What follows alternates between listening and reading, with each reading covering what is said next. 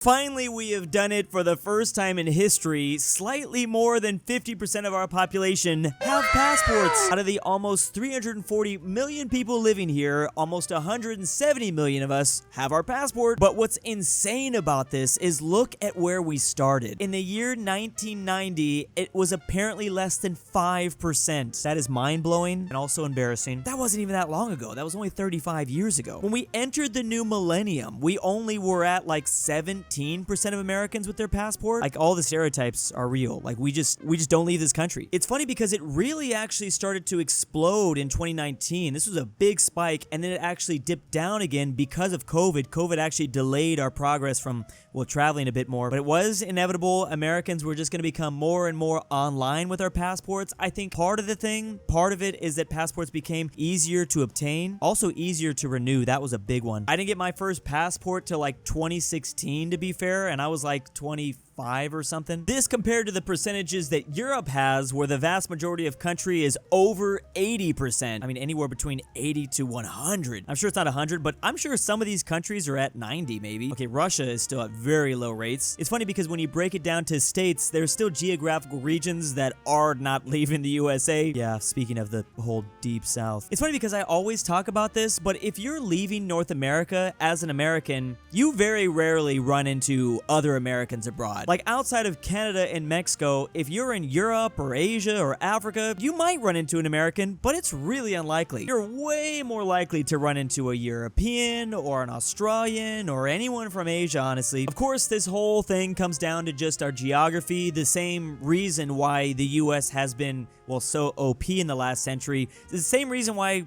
people don't really leave. We basically live on an island surrounded by two oceans separated from the rest of the world. So I don't really blame Americans for not getting their passport earlier or just now finally getting above 50%. It's good that Americans are, well, they're learning about the rest of the world.